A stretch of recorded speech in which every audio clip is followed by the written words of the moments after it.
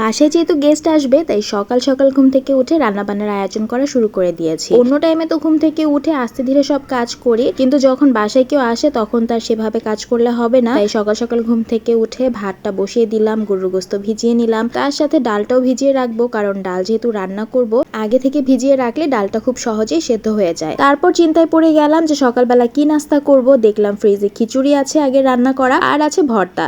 তাই এই সুযোগটা একদমই মিস করলাম না। গরম গরম খিচুড়ি দিয়ে ভর্তা, ডিম ভাজা খেতে তো অনেক মজা লাগে। যদিও আমি ডিম ভাজি খাইনি, জাস্ট শুটকি ভর্তার আলু ভর্তা দিয়ে সকালে নাস্তাটা করে ফেললাম। এই যে দেখতে পাচ্ছেন আমার হাতে এই প্যাকেটটা, এটা হচ্ছে হলুদের গুঁড়ার প্যাকেট। অনেকে আমার প্রোফাইলের পিকচার্স বা ভিডিওস দেখলে জিজ্ঞেস করেন যে আপু আপনার রান্নার কালার এত সুন্দর হয় কিভাবে। আর আজকে আমি সেই কথাটাই বলবো যে এত সুন্দর কালার কিভাবে আমার রান্নার মধ্যে আমি নিয়ে আসি। এই যে দেখতে পাচ্ছেন হলুদের গুঁড়া, এটা কিন্তু কাঁচা হলুদ ভাঙিয়ে আনা হয়েছে। জান্নাতের বাবা সব সময় হলুদের গুঁড়া, মরিচের গুঁড়া, ধনিয়া, জিরা, মানে যা যা মশলা আছে সব মশলা একদম দোকান থেকে ভাঙিয়ে নিয়ে আসে। এতে করে তারা রঙও মিক্সড করতে পারে না বা কোনো ধরনের ভেজালও থাকে না, আর খেতেও ভালো, সে সাথে কালারও সুন্দর হয়। আর প্যাকেটের মশলাগুলোতে দেখা যায় ওরা অনেক ধরনের কালার ইউজ করে, যার কারণে এটা আমাদের হেলথের জন্য ভালো না। তো এই তো বলে দিলাম যে আমার রান্নার কালার কেন এত সুন্দর হয়। সেই সাথে কিন্তু ভাতটাও বসিয়ে দিয়েছিলাম, ভাতটা অলমোস্ট হয়ে গেছে। আর ভাতটা কিন্তু আমরা সবসময় অনেক ঝরঝরা খেতে পছন্দ করি, নরম হয়ে গেলে আমরা কেউই সে ভাত খেতে পারি না। সেই সাথে ডালটাও কিন্তু অনেকটা সেদ্ধ হয়ে গেছে। এই পর্যায়ে আমি হলুদ দিয়ে নাড়তে নাড়তে ডালটা আমার রান্না করা হয়েও গেছে। ডাল অবশ্য রান্না করাটা এত ইজি ভাবে হয়ে যায় না, আমি দুষ্টামি করেই বললাম। ভাত ডাল সব রান্না করা হয়ে গেল,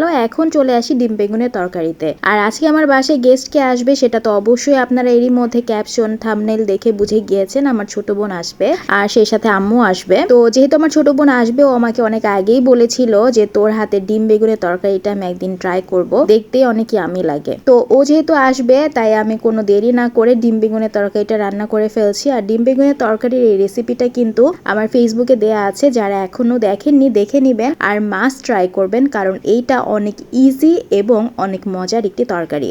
আর এখান দিয়ে বিফও বসিয়ে দিয়েছি, আর বিফটা কিন্তু আমি ভালো মতো করে কষিয়ে নিব। আজকে আমি হাতে না মাখিয়ে এমনিতেই জাস্ট মশলা কষানো অবস্থায় বিফটা দিয়ে দিয়েছি। আদারওয়াইজ আমি ম্যাক্সিমাম টাইমেই কিন্তু গোস্তটা একদম মশলা দিয়ে মাখিয়ে তারপর বসাই। আর আমার কাছে মনে হয় যে হাতে মাখিয়ে রান্না করলে এক ধরনের টেস্ট হয়, আবার মশলা কষিয়ে তারপর রান্না করলে সেটা অন্য ধরনের টেস্ট হয়। আমার কাছে একটু ডিফারেন্ট লাগে ব্যাপারটা। আপনাদের কাছে কেমন লাগে আমাকে অবশ্যই জানাবেন। আর যেহেতু আমাদের এখানে রোডের কাজ চলছে, তাই অনেকদিন ধরেই রাস্তার মধ্যে কোনো গাড়ি আসা একদমই বন্ধ হয়ে গেছে। আর ওভাবে করে ঘর থেকে বেরো হওয়া হয় না, দেখা যায় যানবাহনের স্কুল ছাড়া যতটুকু পারি না বের হওয়া ট্রাই করি, কারণ রাস্তার এরকম অবস্থা, হাঁটার মতোই কোনো সিচুয়েশনে অনেক কষ্ট হয়। আর এই তো রান্না করতে করতে আবার ভাবলাম যে কিছু খেয়ে নেই, তাই টক দই ছিল ফ্রিজে, টক দইটা খেয়ে নিচ্ছি একটু। আর যেহেতু রাস্তার এরকম খারাপ অবস্থা, তাই অনেকদিন ধরে কোথাও যাওয়া হয় না, বিশেষ করে আব্বুর বাসায় যাই না, অনেকদিন হয়ে গেছে মনে হচ্ছিল। আর যেহেতু একদম বাসার কাছেই থাকি, তারপরও যদি না যাওয়া হয় তখন মনে হয় যে অনেক দিন হয়েছে যাই না। আর এই রাস্তা কাটার কারণে দেখা যায় আমার বাসায় যে কেউ আসবে সেটাও সাহস হয়ে ওঠে না। রাস্তাগুলো এমনভাবে কাটা, উঁচা নিচা করে কর্নারের জায়গাগুলো, ওইভাবে যে হেঁটে যাব সেটাও খুব বেশি রিস্কি। তো রাস্তার কাজ আসলে কবে শেষ হবে সেটা তো জানি না।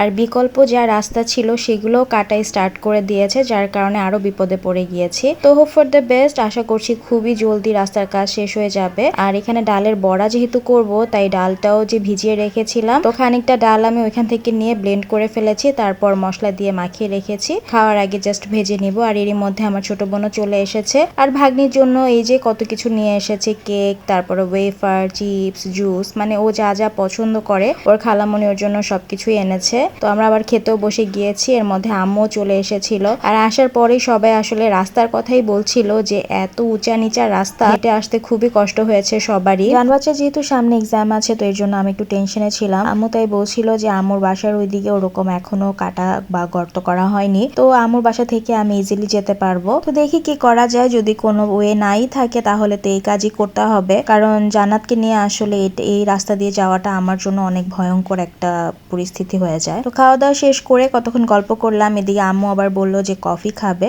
তাই আম্মুর জন্য কফি বানিয়ে নিচ্ছিলাম। যেহেতু আমি এখন সেরকম একটা কফি খাই না, তাই আমার জন্য আর বানাইনি, খাইনি, আমি ব্ল্যাক কফি খেয়েছিলাম, জান্নাতের বাবা ব্ল্যাক কফি খেয়েছে। আর আম্মুর জন্য আমি মিল্ক দিয়ে কফিটা বানিয়ে নিলাম। আর এভাবে কফি খেতে যে কি মজা, ফোম ফোম করে কফি না খেলে আমার একদম ভালো লাগে না। তো একটু পরে আম্মু চলে গেল আর জান বাচ্চা তো এখানে ওর খালামণিকে নাচ দেখাচ্ছে।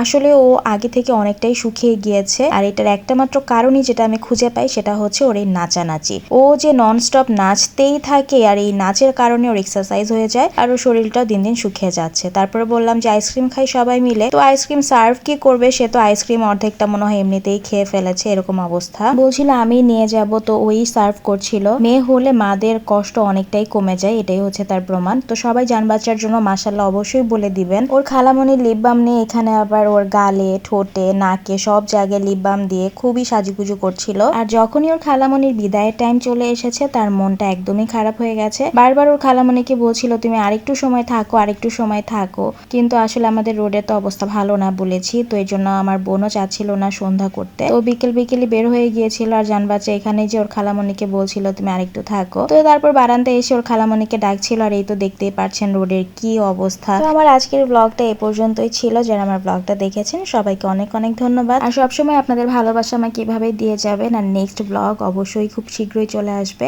ততক্ষণের জন্য আপনাদের সবার কাছ থেকে বিদায় নিয়ে নিচ্ছি। আল্লাহ হাফেজ।